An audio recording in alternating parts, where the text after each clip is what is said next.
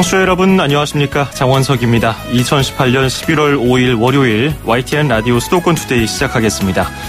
국내외 곳곳에서 예스앱과 인터넷으로 듣고 계신 여러분도 반갑습니다. 고령 운전자가 사고를 내는 사례가 종종 발생하고 있습니다. 운전 조작 미숙 등이 적지 않은 원인이었는데요. 고령 사회에 우리가 함께 고민해봐야 할 문제입니다. 잠시 뒤 일부 투데이 포커스에서는 이호근 대덕대 자동차학과 교수 연결해서 관련 이야기를 나눠보겠습니다. 2부에서는 수도권 행정탐방 경기도 소식 그리고 수도권 부동산 소식도 차례로 전해드리겠습니다. 오늘은 맑고 일교차가 큰 전형적인 가을 날씨를 보이겠습니다. 다만 수도권과 충청, 호남은 나쁨, 다른 지역은 보통 수준의 미세먼지가 예상됩니다. 동해안 지역은 오후부터 구름이 많아져서 영동 지역은 밤부터 비가 내리겠습니다. 서울 현재 기온 8.9도, 습도는 67%, 오늘 낮 최고 기온은 서울, 대전 18도, 광주, 대구 20도, 부산은 21도를 기록하겠습니다. YTN 라디오 수도권 투데이 1부, 잠시 뒤에 출발합니다.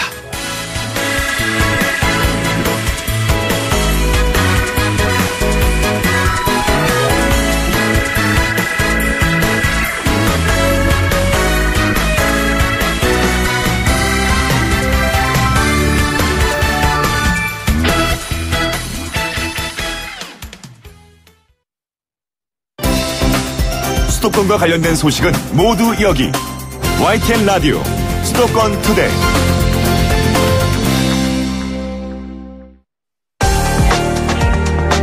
투데이 포커스. 노인 일구가 늘면서 고령 운전자가 일으키는 교통사고도 증가하고 있습니다. 지난주에는 고령 운전자가 비슷한 사고를 잇따라냈는데요. 2일에는 경남 창원에서 80세 운전자가 병원 현관문을 들이받았고요. 3일에는 경남 진주에서 72세 운전자가 역시 병원 입구로 돌진했습니다. 경찰에 따르면 둘 다 가속 페달을 브레이크로 착각해서 밟은 운전 미숙으로 발생한 사고였습니다. 경찰청이 올해 국정감사에 제출한 자료를 보니까요. 65세 이상 운전자가 낸 교통사고 건수가 지난 5년 전보다 52% 증가한 것으로 나타났습니다. 지난해 7, 80대 운전자에 의한 교통사고 사망자도 500명을 넘었습니다. 이 사람들아, 나이 먹었다고 운전 못하나? 어르신, 적정 연세가 되면 운전 졸업하셔야죠. 팽팽한 두 의견이 우리 사회의 숙제로 떠오르고 있습니다. 청취자 여러분은 어떻게 생각하십니까? 짧은 문자 50원, 긴 건 100원이 드는 샵 0945, 우물정 0945, 그리고 예스 앱으로 문자 보내주시기 바라겠습니다. 오늘 이 문제에 대해서 이호근 대덕대학교 자동차학과 교수 전화 연결해서 이야기 나눠보겠습니다. 이 교수님 안녕하세요. 예, 안녕하세요. 예, 최근 발생한 이 사고를 보니까요. 브레이크 페달을 밟으려다가 실수로 가속 페달을 밟은 것이 사고 원인으로 밝혀지지 않았습니까? 예. 길게는 수십 년 동안 운전을 하신 분들에게서 이렇게 운전 실수가 나타나는 이유에 대해서 교수님은 전문가로서 어떻게 분석하고 계십니까? 일단은 이건 매년 이제 주제가 돼서 나오는 문제이지만 결론은 고령 운전자의 인지 능력 저하가 이제 나이가 들면서 발생하는데, 예. 대부분 조금 전에 말씀하신 것처럼 본인들은 아직도 본인의 그 어떤 인지 능력 저하에 대한 심각성을 잘 모르고 인정을 안 하시는 분들이 있거든요. 예. 실제 65세 이상의 정지 시력은 30대 약 80%에 불과하고 원근 조정 능력도 청소년의 10% 수준으로 떨어질 수밖에 없는데, 그리고 한마디로 나이가 들면 인지 능력, 운동 능력이 감소하기 때문에 어떤 돌발 상황에 대처하는 능력이 떨어진다, 이 얘기거든요. 예. 운전 중에 이제 제동 능력을 평가하는 실험에서도 65세 이상 고령 운전자들은 30에서 50대 운전자에 비해 제동 거리가 2배 이상 차이가 나는 큰 차이를 보이는 경우도 나왔어요. 그 다음에 조금 전에 말씀하신 것처럼 고령 인구 증가도 사고 급증의 원인으로 보이기 때문에 70세 이상 인구가 2005년 대비 현재 50%까지 증가한 이런 부분도 여러 가지 원인 중에 하나로 손꼽히고 있습니다. 그렇군요. 실제로 노인 대상 그 운전사고, 노인이 운전을 하면서 발생하는 사고가 고령 70세 이상 인구 증가에 대해서 설명해 주셨습니다만은 그만큼 사고도 늘었습니까? 65세 이상 고령 운전자의 교통사고 건수가 최근 5년간은 이제 50% 상승했고요. 예. 전체 사고에서 고령 운전자 사고가 차지하는 비율도 2013년에 약 8.2%였다가 14년에 9%, 15년에 9.9%, 그리고 17년에는 12.3%까지 꾸준히 늘고 있는데, 문제는 해당 기간 동안의 교통사고 건수는 21만 건에서 23만 건으로 큰 변화가 없는데 그 고령 운전자의 비율은 지속적으로 1, 2%씩 늘고 있다. 이 부분이 좀 문제로 지적되고 있고요. 예. 그 중에서도 이제 뭐 제가 살고 있는 대전 지역의 노인 운전자 교통사고 증가율은 전국에서 가장 높은 것으로 조사됐는데 최근 3년간의 발생 건수는 약 50% 증가했기 때문에 같은 기간 전국 평균 증가율 16%에 대비 상당히 높다 이렇게 볼 수 있습니다. 그렇군요. 그러면 고령 운전자가 사고를 낼 경우에 뭐 피해액이라든지 인명 피해 정도 역시 다른 연령대와 좀 차이를 보였습니까? 전체 교통사고 사망자는 27%가 줄어들었는데요, 그동안. 예. 노인에 대한 교통사고 사망자는 약 4.8% 증가한 것이 방금 말씀하신 것을 이제 대변해주고 있고요. 예. 사고 손해액도 2006년에는 538억에서 지난해에는 약 3,048억까지 10년 사이에 한 5배 정도 늘었고, 전체 손해액도 1.3%에서 4.2%로 늘었죠. 결국 이제 건당 손해액이 다른 연령대에 비해 큰 점을 고려한다면 결국 사고가 발생해도 앞에 설명드린 바와 같이 제동거리가 2배 정도 길어진다. 결국 반응 속도나 위기 상황 대처 능력이 떨어지다 보니까 충격이 좀 큰 사고가 많이 발생하는 것이고요. 또한 뭐 이제 고령 운전자 본인도 동일한 사고를 받아서 충격을 받았을 때도 결국은 연세 때문에 보상 정도가 심각한 부상으로 좀 이렇게 전환될 수 있거든요. 예. 그래서 사고 피해자의 치사율도 고령 운전자가 야기한 사고가 0.32%이기 때문에 전체 평균이 0.23%보다 약 0.9% 정도 높을 정도로 일단은 고령 운전자가 관련된 사고는 본인, 그다음에 피해를 입은 타인이나 여러 가지 면에서 좀 손실이나 이런 충격이 크다 이렇게 평가되고 있습니다. 예. 이렇게 개인적으로 사업자가 아닌 경우 운전자도 늘어나고 있고 사고도 늘고 있는데 요즘에 택시나 버스 운전하는 분들도 고령 운전자들을 쉽게 볼 수 있어요. 물론 이 고령 운전자가 늘어나는 원인은 이미 고령 사회에 접어든 현실에서 찾아볼 수 있겠습니다. 예, 옳으신 지적이죠. 이제 유엔에서 정의하기를 65세 이상 고령 인구 비율이 7%를 넘으면 고령화 사회가 되는 것이고, 예. 14%를 넘으면 이제 고령 사회라고 인정을 합니다. 그리고 이제 그 수치가 20%를 넘으면 초고령 사회로 이렇게 이제 분류를 하는데, 우리나라가 2000년에 고령화 사회로 진입했고, 17년 만에 일단 지난해 14.2%로 이제 고령 사회에 접어들었는데, 일본이 고령화 사회에서 고령 사회로 넘어가는데 24년, 프랑스가 115년, 미국이 73년, 독일이 40년에 비해서 우리나라는 17년이면 상당히 빠른 속도로 고령 사회에 접어든 것이고, 예. 결국 고령 운전자를 포함한 모든 운전자가 이런 부분에 대해서 좀 더 한 목소리를 내면서 안전을 통행할 수 있는, 이제 통제할 수 있는 교통환경 조성을 위해서 기존의 제도나 어떤 시스템을 좀 바꿔야 된다. 이런 부분이 점차 이제 목소리가 힘을 받고 있습니다. 예. 이렇게 노인 인구도 늘어나고 있고 따라서 고령 운전자 수도 늘고 있는데 문제는 고령 운전자 교통사고 건수도 함께 예년보다 급격하게 늘고 있다는 점 아니겠습니까? 이에 대해서는 어떻게 분석하고 계십니까? 예, 이제 아까 말씀드린 것처럼 이제 인지 능력 저하 부분이 상당히, 그다음에 어떤 위급 상황에서 반응이 늦어지는 부분도 문제가 되는데요. 예. 뭐 교통 관련 인프라가 젊은 층을 중심으로 만들어졌기 때문에, 아니면 자동차의 각종 시스템도 젊은 사람 위주로 모든 게 설계되고 만들어졌다는 반증이죠. 그러다 보니까 고령 운전자가 늘어나니까 사고가 그 비율을 따라 늘어난다, 이렇게 평가되는 것이거든요. 예. 지난해인가 지지난해에 나타났던 호남선하고 갈라지는 경부선에서의 고령 운전자 차량이 호남선으로 접어들다가 경부선으로 갑자기 차선을 변경하면서 뒤따르던 버스가 충돌을 피하기 위해서 전도되고 이렇게 뒤집어지면서 사고가 발생한 것도 결국은 그 고령 운전자가 도로 표지판을 명확히 보지 못해서 그 교차로 부근까지 와가지고 차선을 변경하면서 발생한 사건이거든요. 예. 이런 것으로 본다면 각종 시스템들이 고령 운전자들이 적응하기에는 다소 좀 불편한 상황이 현재의 상황이다. 이렇게 통계나 여러 가지 사건 예로서 우리가 추측할 수 있습니다. 예. 뭐 고령 운전자에 대한 적성 검사라든지 면허 반납을 유도하는 뭐 정책도 필요하겠지만은 현재 고령 운전자들이 좀 더 편한 상태에서 운전을 할 수 있도록 시스템을 개선하는 것도 필요하다는 지적이신데요. 그런데 이 고령 운전자를 정하는 기준도 통계에 따라서 명확하지 않은 것으로 보여요. 어떤 것은 65세 이상을 기준으로 삼기도 하고요. 어떤 통계를 보면 70세 이상을 고령 운전자로 분류하기도 하고, 이것을 명확하게 정할 필요가 있지 않겠습니까? 네, 정부는 이미 이제 지난해부터 65세 이상 버스 운전자는 이제 3년마다 그리고 70세 이상은 매년 7가지 종류의 자격유지 검사를 받도록 했습니다. 예. 이 얘기는 일단 65세 이상이면은 고령 운전자로 분류는 하는 건데 법적으로도 70세 이상은 좀 더 심각하기 때문에 그 어떤 건강 상태 같은 걸 매년 체크하는 상황인데요. 이 이유는 이제 연로하신 분들의 건강은 정말 하루가 다르게 변할 수 있는데 기간을 단축하는 것도 필요하고 방금 말씀하신 것처럼 이 이제 65세 이상이냐 70세 이상이냐를 좀 다시 한번 정하자는 논란이 많은데 예. 실제 이건 개인의 건강 관리나 이런 거에 따라서 정말 차이가 많거든요. 예. 그렇기 때문에 일괄적으로 한다기보다는 좀 아쉬운 면은 우리나라가 전 세계적으로 가장 잘 구비되어 있는 게 의료보험 체계거든요.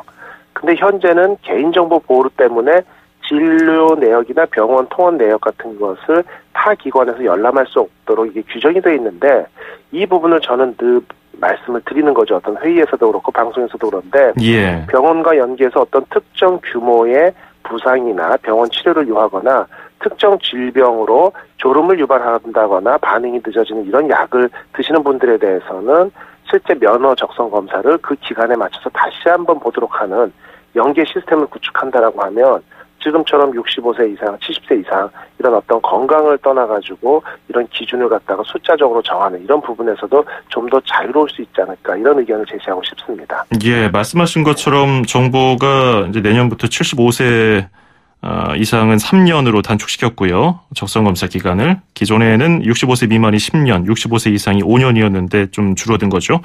그런데 고령 운전자의 경우는 이런 적성검사 시에 다르게 검사 항목이 추가되는 게 있습니까? 예, 이렇게 뭐 특별히 추가되는 검사 항목보다는 보통 이제 그 몇 가지의 적성 검사만 기존에는 하고 버스나 이런 트럭 이런 운전 대중교통을 운전하는 경우에는 7가지 종류의 자격유지 검사를 하는데 예. 실제 이 적성 검사만으로도 관리가 좀 됩니다. 왜냐하면 일본의 경우는 70세 이상 운전자를 대상으로 교육을 실시하고 3년마다 면허 갱신을 의무했는데요. 그 결과로 이제 몇 년간의 통계를 보면 고령 운전자 교통사고 사망자가 2010년에 1,560명이었는데 2014년에는 1,395명으로 10%, 정확히 말하면 10.6% 감소한 결과를 나타냈거든요. 예. 그렇기 때문에 어떻게 보면은 검사 항목을 그대로 두고 적성 검사만으로도 실제 문제가 되거나 우려가 되는 분들을 추려낼 수 있기 때문에 이런 부분에서 사고율이 줄어든 통계가 나오고 있습니다. 예. 그리고 승객 수십 명을 태워야 하는 버스 운전기사는 65세 이상이면 자격 유지 검사를 의무적으로 받지 않습니까? 그런데 네. 버스 기사들이 검사를 받으면 탈락하는 경우가 있습니까? 예, 있는데 아주 비율은 낮고요. 예. 자격유지 검사는 90분 동안에 24개 항목의 검사를 하고요. 1에서 5등급을 매기는데 그중에 2개 항목 이상의 5등급을 받으면 이제 탈락되거든요. 예. 그 항목이라는 게 시야 범위를 측정하고 시각 운동, 신호등 검사, 뭐 주의력 검사 이런 여러 가지 등인데 보통 한번 탈락하게 되면 2주 뒤에 재검사를 받고 그 기간에는 운전할 수 없도록 하는데 탈락률이 약 1.5에서 2% 수준으로 매우 낮다 이렇게 보고 있습니다. 그렇군요. 예. 물론 사고 유발 건수가 나이와 비례하는 건 아니고요. 모든 고령 운전자를 잠재적인 사고 유발자로 보는 시각은 경계해야 합니다. 이걸 세대 간 대결 구도로 가져가면 안 되고요. 또 일부 사례를 가지고서 침소 봉대해서는 안 된다는 지적이 있어요. 이동권을 가지고 왜 참견이냐 이런 주장도 있고요. 문자가 몇 가지 왔어요. 3359번님은 자꾸 노인 하는데 젊은 사람들이 더욱 난폭 운전을 하는 것 같습니다. 그리고 1900번 끝자리 쓰시는 분도 나이가 들면 신체 기능이 떨어지는 건 맞겠지만 어느 특정 사고를 부각시켜서 노인 운전사고라고 단순하게 단정하면 안 된다고 본다. 젊은 운전자들의 큰 사고가 더 많다고 본다. 이런 의견 주셨어요. 역시 이거는 뭐 맞는 말씀이에요. 이런 이 고령 운전자에 대해서 너무 좀 사고 유발을 한다. 우려하는 시선에 대해서 반발하는 이런 입장에 대해서는 어떻게 생각하시는지요? 저는 그 부분에 대해서도 이제 동의하는 얘기입니다. 뭐냐면 예. 이제 어차피 우리가 고령 사회, 그다음 초고령화 사회로 접어들 수밖에 없고 누구나 세월이 흐르면 고령자가 될 수밖에 없거든요. 예. 결국은 고령 운전자들이 운전하기에 적합하도록 교통 시스템을 만드는 것도 당연한 거고요. 일본의 경우를 예를 들면 실버 마크를 붙인 게 이제 고령 운전자 차량이거든요. 예. 그런 차량 전방으로 무리하게 끼어들거나 위협 운전을 하면 기본 점수 1점을 감점하는 건 당연하고 벌금이 50만 엔입니다. 최고가. 예. 그리고 500만 원이거든요. 우리나라로 보면은. 그 얘기는 뭐냐면 고령 운전자를 보호하기 위한 제도적 노력도 필요하지만 주변 운전자들의 배려와 양보가 반드시 필요한 거다 이 얘기고요. 예. 고령 운전자들 자신도 자신의 신체 상태를 인식하고 한계를 받아들여서 좀 더 조심하게 운전을 하고 물론 그렇게 하고 계시지만 이렇게 이것은 방금 이제 뭐 방송에서 고령 운전자 이런 노인 이런 단어가 자꾸 나오긴 하지만 그런 분들로 인해서 100% 사고가 유발됐다 이런 뜻은 전혀 아니고요. 예. 이런 부분을 전체적으로 사회가 같은 문제로 내놓고 고민을 해야 된다. 이렇게 받아들이시면 될 것 같습니다. 예. 일본에서는 방금 말씀하신 것처럼 그런 강력한 벌금 제도도 있고요. 1998년부터 고령 운전자 운전면허 반납 제도를 시행하고 있다고 하는데 우리나라에서도 이게 시행되고 있는 제도라면서요? 예, 우리나라도 이제 자진 반납 70세 이상 고령 운전자 수가 5년간 6,500명까지 이제 누적되고 있고, 일본 같은 경우는 부산 같은 경우는 이제 고령 운전자 면허 반납 인센티브 성과제를 도입하면서 한 해에만 3,600명 선으로 매우 많은 성과를 냈는데, 예. 결국 운전면허를 반납해서 뭐 교통 흐름을 원활하게 하고 본인이 처할 수 있는 사고 위험에서 벗어나게 해준다라고 했을 때 많은 혜택을 드려야 되거든요. 외국의 경우는 무료 마을버스 이용권이나 고속버스 50% 할인권 등을 제공하고 면허 반납을 좀 많이 장려하는데, 최근에 우리나라 같은 경우 산간 오지에 계신 분들 한두 명 때문에 마을버스를 운영하게 되면은 비용이 너무 많이 들기 때문에 100원에 이용할 수 있는 100원 택시 이런 제도가 있지 않습니까? 결국 마찬가지로 외국 같은 경우는 면허 반납에 대해서 어르신들의 이동권을 보장한 이런 부분에 대해서 집중적으로 연구를 하고 있다고 말씀드립니다. 예.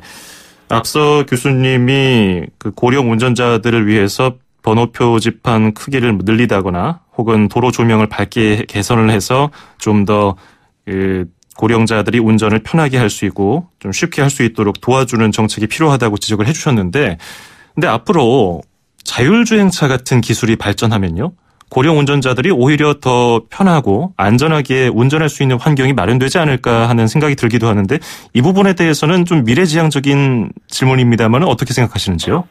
예, 당연히 뭐 이제 자율주행 자동차가 완성이 되고 나서 그 시스템이 적응이 된다면은 뭐 눈이 안 보이는 분들도 차를 이용할 수 있기 때문에 고령 운전자에 대한 문제는 전혀 사라질 것으로 보여집니다. 예. 하지만 현재 최근에 뭐 논란이 되고 있는 것처럼 일단은 가치관에 대한 어떤 세계적인 통일성이 없기 때문에 자율주행 자동차에 대한 프로그래밍 시스템을 어떻게 만드냐, 이것부터 논란이 되고 있기 때문에 실제 이런 부분이 완전하게 이루어지기까지는 아무리 빨라도 한 5년 이상, 늦으면 10년 이상이 늦어질 것 같거든요. 예. 그렇기 때문에 이런 부분에 대해서는 좀 더 우리가 짧은 시간 안에도 이런 사고율을 줄이는 것은 필요하기 때문에 고령 운전자들이 미리 대비할 수 있는 어떤 방법으로 표지판도 넓히고 이런 부분도 중요하고요. 가장 중요한 건 일본의 실버 마크처럼 우리나라도 그 어르신들에 대한 어떤 이런 마크 같은 게 있습니다. 근데 어르신이 운전 중, 꽃탈배 운전 중 이런 거 같이 지자체별로 다양한 표시를 쓰고 있는데, 예. 이런 부분조차도 중앙정부 차원의 통일된 방안도 좀 마련했으니까 이런 게 의견입니다. 예. 법적인 제도는 좀 잘 뒷받침되고 있습니까? 우리가 인식을 바꾸는 것과 동시에 그런 제도들도 함께 좀 개선이 돼야 우리가 좀 이런 문화를 바꿀 수 있지 않겠습니까? 예, 맞습니다. 근데 조금 전에 말씀드린 것처럼 일본 같은 경우는 우리가 이제 도덕적으로 노인들에 대해서 좀 양보하는 운전을 하자, 이걸 떠나가지고 예. 벌금 제도를 아예 만들어놨거든요. 그런 식으로 어떤 제도가 강력한 제도를 통해가지고 실제 50만 원, 500만 원의 벌금을 물 정도로 젊은 사람이 실버 마크를 무리하게 끼고 사고를 유발했다라고 증명하기는 상당히 어려운 부분이 있지만, 상징적인 의미로 그렇게 과도한 벌금을 만들어 놓는 것은 정말 조심스러운 운전과 노인들을 공경하면서 양보하는 어떤 미덕을 발휘할 수 있는 배경이 될 수 있거든요. 예. 그래서 이런 부분에 대해서도 통일된 어떤 그리고 엄격한 규정이 필요하다고 볼 수 있습니다. 예. 우리 사회가 이제 그 고령 사회에 이미 진입을 했고요. 초고령 사회 대비해서 누구든 본인은 언젠가 또 나이가 들어서 저 어르신의 나이가 된다는 것을 인식하고 문화적인 것부터는 바꿔나가야 된다고 생각을 하는데, 이 정책적인 면에서는 지금 당장 개선해야 되는 것 무엇이 급선무라고 보시는지요? 가장 급선무는 연령대가 늘어나면서 사고율이 지속적으로 비례해서 늘어나는 것이 가장 중요하고 이게 포인트거든요. 예. 그래서 조금 전에 이제 해외 사례들 얘기한 것처럼 그 고령 운전자들의 운전면허 검사, 적성검사 기간을 단축을 하면서 보통 사고율이 10% 이상 줄어들었다는 제도를 좀 우리가 카피할 필요가 있고요. 우선 가지는 가장 중요한 것은 대부분의 그 고령 운전자가 포함된 사고 중에서 운전자로 유발된 사고 같은 경우는 실제 그 도로 표지판의 인식 정도가 떨어지는 부분이 가장 늘 얘기로 나오거든요. 그래서 가독성을 좀 키우고 도로 조명에 대해서도 좀 밝게 개선을 하고 표지판도 지금보다 훨씬 멀리에서부터 더 많이 설치를 하면서 미리 대비할 수 있도록 하고 이런 부분이 실제 교통이 많이 혼잡한 도심 지역이나 이런 데서는 최근에 바닥에서부터 그 차선의 색깔을 달리하면서 초록색은 뭐 어느 지역으로, 우회전은 뭐 주황색 지역으로 이렇게 미리 몇백 미터 전부터 차선을 유지할 수 있도록 할 수 있거든요. 이런 시스템을 좀 더 전반적으로 확장을 해서 고령 운전자들이 좀 더 편하게 미리 판단할 수 있는 시스템 개선이 가장 시급하다고 볼 수 있습니다. 예, 알겠습니다. 오늘 도움 말씀 잘 들었습니다. 고맙습니다. 감사합니다. 네, 지금까지 이호근 대덕대학교 자동차학과 교수였습니다.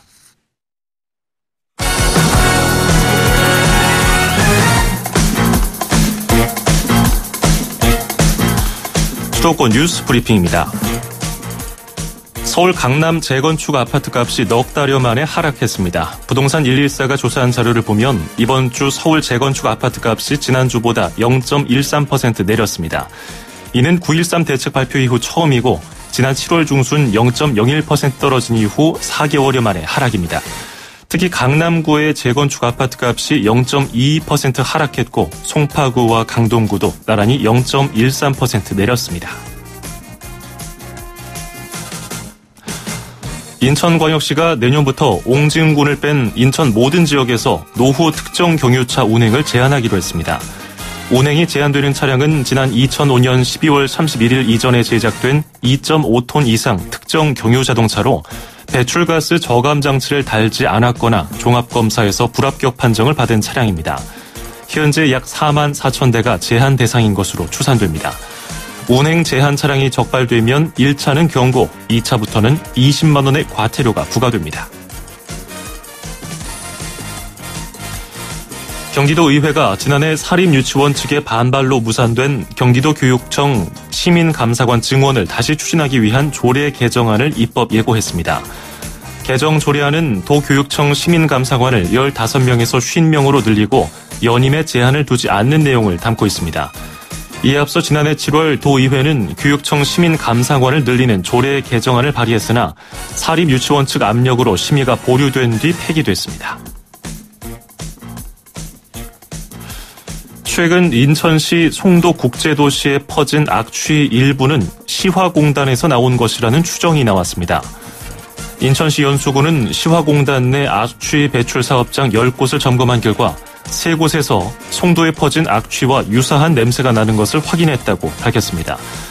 연수구는 냄새 종류와 풍향 등을 종합 분석한 결과 시화공단이 유력한 악취 진원지로 추정됐지만 악취의 모든 발원지라고 단언할 수는 없다고 덧붙였습니다. 경기도 양주시가 과도하게 설정된 군사시설 보호구역을 해제해서 규제혁신 우수 사례 최우수상을 받았습니다. 양주시는 양주 테크노밸리 조성 사업을 추진하면서 사업지 일부가 군사시설 보호구역 고도 제한에 묶여 있어 15m 이하 건축만 가능하자 관할 군부대와 국방부 등을 설득해서 6달 만에 해제하는 성과를 냈습니다. 양주시는 이 사례로 경기도와 행안부의 규제 혁파 경진대회에서 잇따라 최우수상을 받았고 예산 52억 원도 확보했습니다. 인천시의 균형발전 정책을 발굴하고 심의하는 인천시 혁신협의회가 출범했습니다. 대학 교수와 기업인, 시민단체 회원 등 20명으로 구성된 혁신협의회는 국가균형발전특별법에 따라서 설치되는 기구로 인천시 발전 5개년 계획을 심의하게 됩니다. 인천시 발전 5개년 계획은 경제자유구역과 원도심 사이 격차 해소 방안과 국제회의 복합지구 클러스터 조성 등 지역 맞춤형 발전 전략을 담고 있습니다. 서울시 한강사업본부는 이달 한 달 동안 아이들과 함께하는 49개 생태학습 프로그램을 운영한다고 밝혔습니다. 이에 따라서 난지 한강 야생탐사센터에서는 에코데이 캠프 가을 산책, 암사 생태공원에서는 우리 가족 가을 생태나들이 등 가을에 어울리는 프로그램을 진행합니다. 모든 생태학습 프로그램은 무료이며 신청은 서울시 공공서비스 예약 인터넷 사이트를 통해서 선착순으로 받습니다. 지금까지 수도권 뉴스 브리핑이었습니다.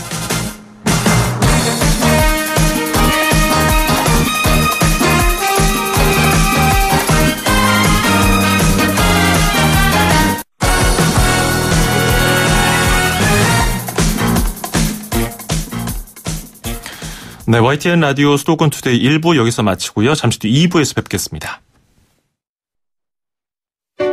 2,500만 수도권 청취자를 위한 모든 소식이 한자리에 YTN 뉴스 FM 수도권 투데이 FM 94.5MHz YTN 라디오 수도권 투데이 듣고 계시고요. 저는 아나운서 장원석입니다. 앞서 1부에서 저희가 그 고령 운전자와 관련해서 인터뷰를 진행했죠. 많은 분들이 의견 보내주셨는데요. 몇 가지 더 소개를 해드리죠. 끝자리 8307 쓰시는 분이 언젠가 나이는 들겠지만 반응이 늦어지는 거를 고령화 사회라는 말로 면죄받을 수는 없을 겁니다. 이런 의미심장한 말도 보내주셨고요. 그리고 8307번님, 제도 개선과 관련해서 지금 말씀하신 부분은 세금이 너무 많이 들어가는 부분 아닙니까? 라고도 지적해 주셨고요. 그리고 1345 끝자리 쓰시는 분께서는 저는 노인 운전자입니다. 요즘 젊은 사람들 교통법규나 잘 지키라고 홍보하세요. 라고 또 말씀해 주셨습니다. 그렇죠. 기본적으로는 우리 모두가 지킬 건 지키면서 서로 양보하고 좀 배려하고 나도 상대방의 입장에 대해서 생각을 미리 좀 하고 역지사지하는 마음가짐만 가진다면은 다 해결할 수 있는 문제가 아닌가 싶습니다. 굳이 제도적으로 뭐 벌금 몇백만 원 이런 것이 생기기 전에 우리가 더불어 살 수 있는 그런 좀 분위기가 되면 좋겠죠. 이렇게 세대 대결로 가면 안 되겠습니다. 지금 지적해 주신 분들, 의견 주신 분들 모두 감사합니다. 자, 이어지는 2부에서는요. 수도권 행정탐방 경기도 소식 그리고 수도권 부동산 소식을 차례로 전해드리겠습니다. 계속해서 의견 있으신 분들 짧은 문자 50원, 긴 건 100원이들은 샵 0945 우물정 0945번으로 문자 보내주시기 바라겠습니다. 바로 2부 이어가죠. 음악과 수도권 뉴스가 한방에 수도권 전문 방송 수도권 투데이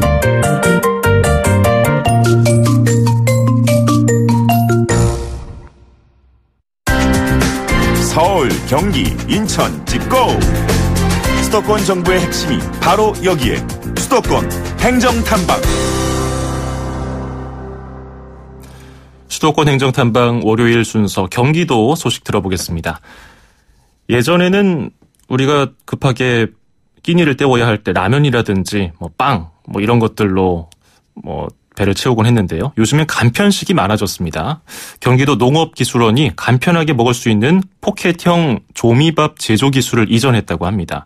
어떤 기술인지 감이 잘 안 오는데요. 또 어떤 기술 이전으로 기대되는 효과는 무엇인지 원선이 경기도 농업기술원 농식품개발팀장과 함께 이야기 나눠보겠습니다. 팀장님 안녕하세요. 네, 안녕하세요. 네. 경기도 농업기술원 개발팀장 원선입니다. 네.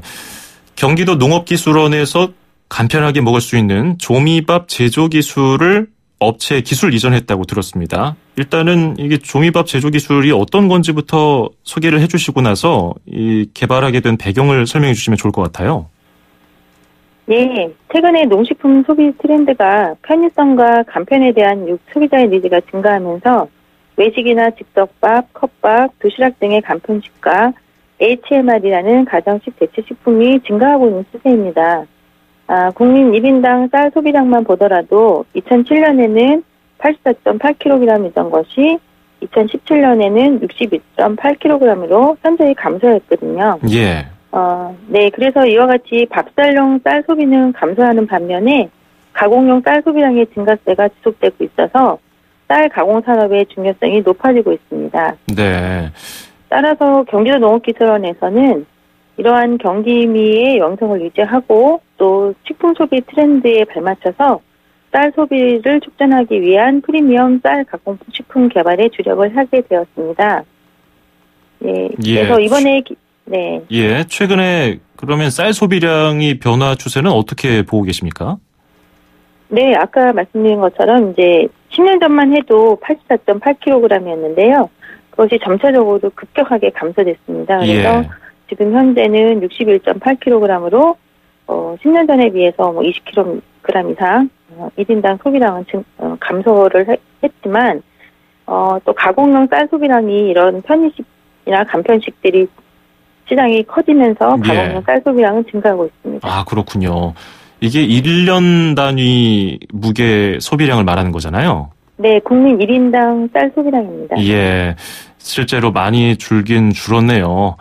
이번에 농업기술원에서 개발한 기술이 포켓형 종이밥 제조 기술인데 이게 어떤 과정을 통해서 개발이 됐고요. 어떤 특징이 있는지도 추가로 설명해 주시면 좋을 것 같아요.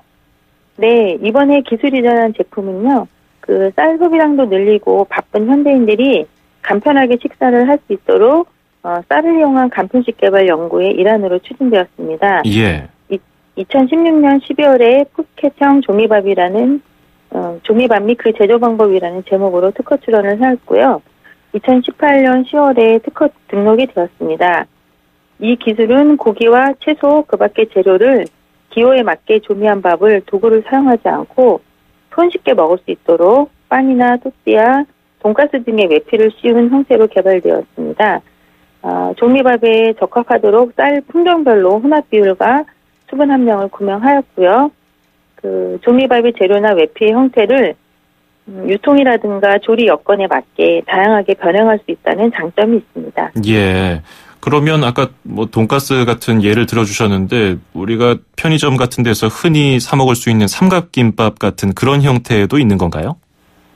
네네, 형태는 다양하게 조절할 수 있고요. 예. 그 외피로는 뭐 돈가스 안에 치즈나 고구마를 넣는데 여기에는 밥이 들어가 있어서 한 끼 식사로 충분히 가능하다는 겁니다. 예, 굉장히 궁금하군요. 기술 이전을 받은 업체는 어디입니까? 네, 포켓형 종이밥 제조 방법은 경기도에 소재하는 가공업체 일단 두 곳에 기술 이전이 되었고요. 예. 그 쌀빵을 전문으로 제조하고 있는 그 평택현민 믿음영농조합법인하고 바로 먹는 즉석 산나물 제조업체인 포천에 있는 친환경 산채영농조합법인에 각각 기술 이전되어서 각 업체의 특성에 맞게 빵이나 돈가스 속에 종이밥을 넣어서 제품으로 곧 생산될 계획입니다. 예. 그 소비자 반응이라든지 시장 반응은 아직 알려진 게 없습니까? 저희가 지난주에 일단 시제품을 가지고 소비자 반응을 조사를 했는데요. 예. 충분히 한 끼 식사용으로도 가능하다고 일반 시민들이 평가를 해주셨고 제품으로 출시될 경우에는 꼭 사 먹겠다는 의견들을 많이 주셨습니다. 아, 그런가요? 네. 조미밥 어떤 맛인지 저도 참 궁금한데 그럼 앞으로 식품 가공 분야 연구 개발 계획은 어떻습니까? 네, 현재까지 저희는 그 경기도 농산물을 소비를 확대를 하고 부가가치 향상을 위해서 농식품 산업화 기술 개발에 중점을 두고 열심히 연구를 했습니다. 첫 번째로는 이제 고구마라든가 꿀 산양삼을 이용한 전통주를 개발했고요. 두 번째로는 다양한 체험 프로그램이라든가 가공식품을 개발했는데요. 최근 농가에서도 농산물 가공 등 농해 소득에 대한 관심이 높아지면서 그 가공이라든가 특산품 개발 또는 유통, 관광 등과 연계해서 육체 산업화를 통한 고부가치 농업으로 전환할 필요가 있다고 봅니다. 예. 네, 따라서 저희 농업기술원에서는 이번에 개발한 쌀뿐만이 아니라 경기 지역의 농특산물인 버섯이라든가 율무, 콩 등을 이용한 다양한 가공 기술을 개발하겠으며 또한 이러한 식품 소비 트렌드를 지속적으로 모니터링하고 분석하여서 이를 농촌자원하고 연계함으로써 농식품 6차 산업이 활성화되어 농가 소득이 향상될 수 있도록 꾸준히 노력하겠습니다. 네, 공공기관에서 이렇게 기술을 개발해서 일반 민간업체에 이전하는 이런 사례 아주 좋은 사례로 기록이 됐으면 좋겠고요. 앞으로도 많은 연구 부탁드리겠습니다. 고맙습니다. 네, 감사합니다. 네, 오늘은 종이밥 제조 기술 이전 소식에 대해서 들어봤습니다. 지금까지 원선희 경기도 농업기술원 농식품개발팀장이었습니다.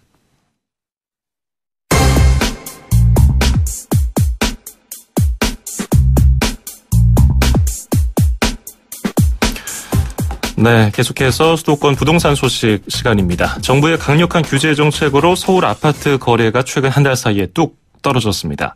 서울 강남권에서 시작된 집값 하락세는 다른 지역으로도 확산되는 모습인데요. 올해 연말까지는 부동산 시장의 숨고르기가 계속될 거라는 전문가들의 전망입니다. 오늘 수도권 부동산 소식 함영진 직방 빅데이터 랩장과 함께하겠습니다. 함일장님 안녕하세요. 네, 안녕하세요. 예, 9.13 부동산 대책 이후에 거래가 뚝 떨어졌고요. 얼마 전에 강남 3구 아파트 매매값이 하락했다는 소식도 전해드렸는데요. 지난주에는 용산구와 동작구까지 마이너스로 돌아섰다고요? 예, 그렇습니다. 한국감정원 조사에 따르면 최근 가파른 가격 상승세를 탔던 용산구가 지난주 0.02% 하락했습니다. 예. 용산구의 아파트값이 하락한 것은 이제 2015년 1월 이후 3년 10개월 만인데요.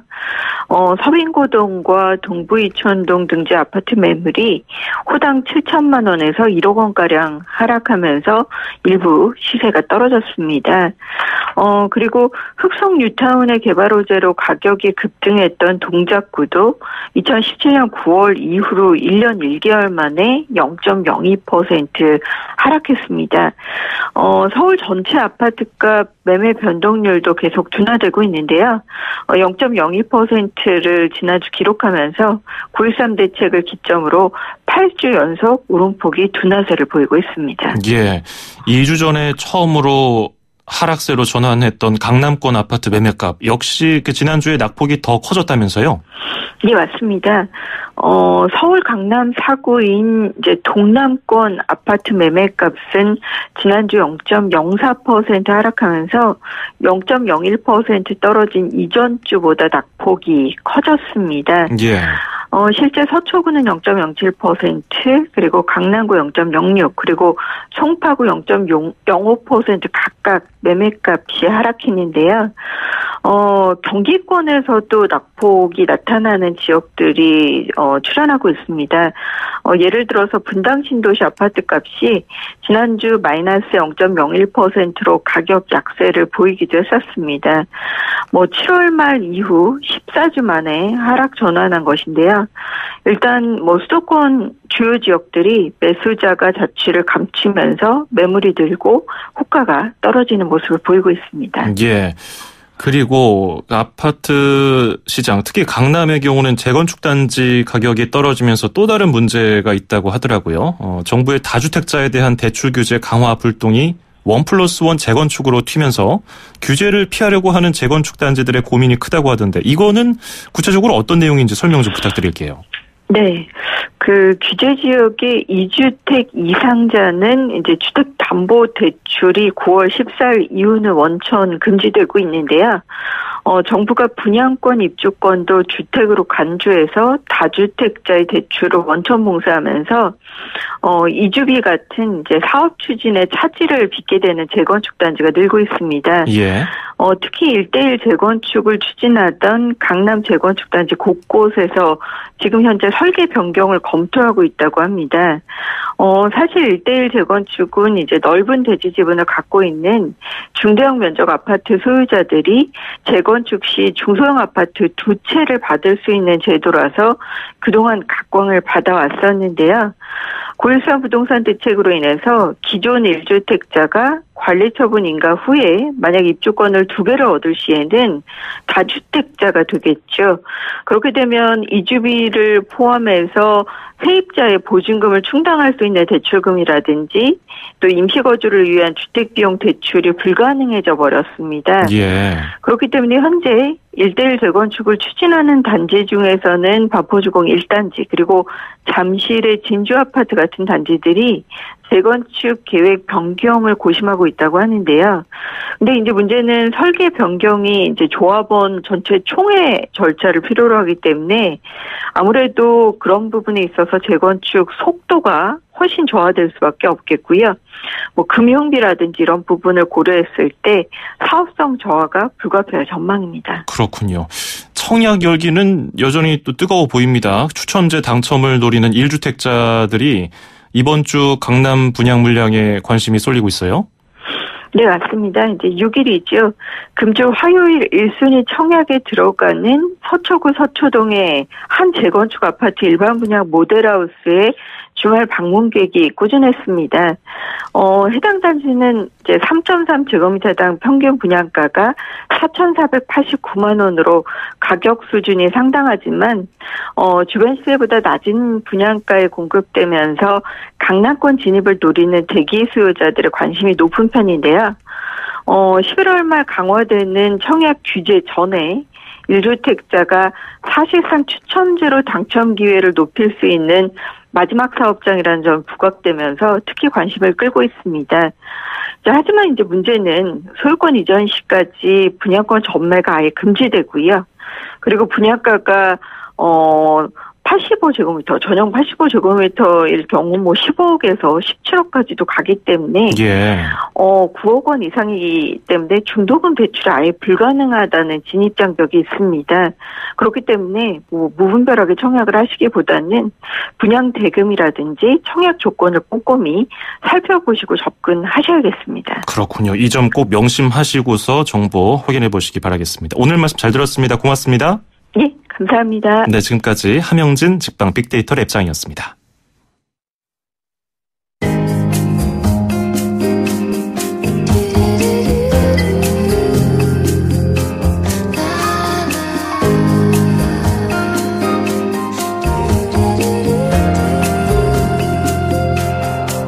Someone to shelter me and show me the sun. Someone who'll still be there when 2018년 11월 5일 월요일 YTN 라디오 수도권 투데이 여기서 마치겠습니다. 끝으로 들으실 노래는 캐시 데니스의 Love So Cradle입니다. 저는 여기서 인사드리고요. 월요일 활기차게 시작하시기 바라겠습니다. 내일 아침 9시 10분에 뵙죠. 장원석이었습니다. 고맙습니다. all the secrets